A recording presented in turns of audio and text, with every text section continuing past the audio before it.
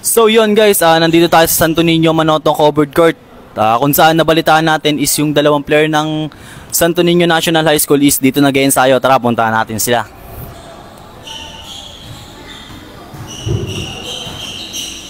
So yun guys, nakikita ko sila. Ayun sila. So yun guys, tara, puntahan natin sila. Yun guys! Sup? Yun, kasama natin yung player ng Santo Niño National High School. Pakilala ka, tol. Ako nga pala si John Peter Vitor Campo. Ako nga pala si Nili Bailon. Kami nga pala ang player ng Santo Niño National High School.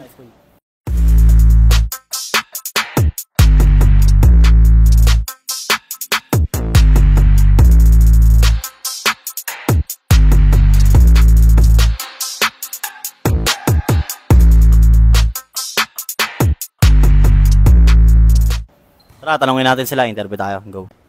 Masaya at ganado dahil may papakita na namin ang galing ng mag-aaral ng Santo Niño National High School. At maraming salamat sa Carlos PH Interschool Basketball dahil binigyan nyo kami ng opportunity para may presenta ang Santo Niño National High School at mapakita namin ang tunay naming galing. Salamat sa dumating na opportunity sa Carlos PH. Salamat, and kahit hindi kami nakapasok ng division class last year, and mapapakita namin yung gilas namin dito kahit hindi kami nakuha doon. Dito kami magkapakilala kung sino kami. Ang advantage namin sa kalaban namin is lakas, bilis at talino sa loob ng court. At dito namin may papakita sa inyo ang chemistry naming dalawa at tiwala sa isa't isa sa mga bawat tira na ibibitaw namin. Ayun, kagaya ng sinabi niya, magtiwala lang sa isa't isa. At advantage namin doon sa mga kalaban namin dyan, mag-gym dyan, mag-ensayo tuwing umaga at hapon at magpapawis. Yun lang.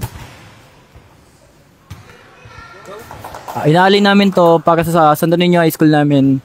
At salamat sa mga coaches namin dyan, kay Sir Navarro at Sir Giner, at salamat din sa girlfriend ko, at salamat sa family ng girlfriend ko at sa papa ko, at salamat sa lahat. Gaya ng sinabi niya, inaalay namin ito para sa Santo Niño National High School, at maraming salamat din sa coaches na tumulong sa amin para unti-unti namin maabot ang pangarap namin, at maraming salamat sa suporta ng aking magulang, kay mama, kay papa, ate, kuya, sa mga pamangkin ko at sa girlfriend ko na laging nakasuporta sa bawat laro ko. Yun lang.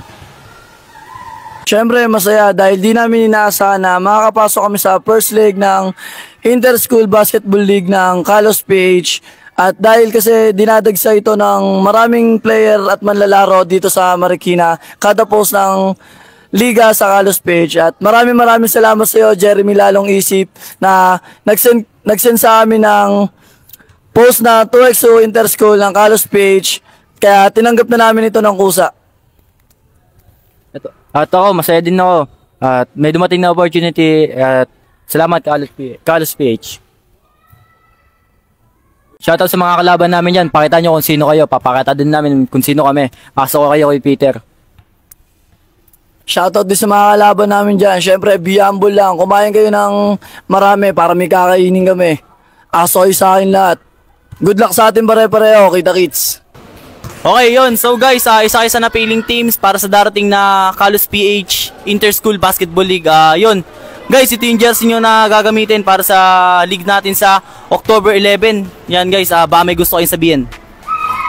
Shoutout sa pamilya ng girlfriend ko, at kay Sophia Victorino, at shoutout kay Tito Alex, at shoutout sa papa ko, at shoutout sa mga nag-coach sa akin, nagtuturo sa akin, and shoutout kay Coach Ebid sa jersey niya, at shoutout sa Abis Lumpia.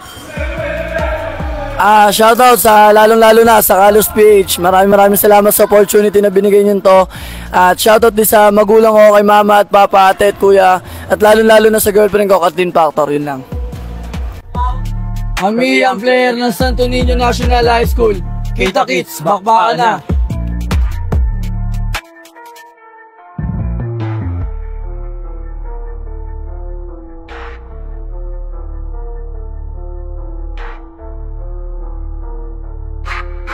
Abangan nyo po pala kami sa paparating na October 11 sa first leg ng Carlos PH Interschool Basketball League.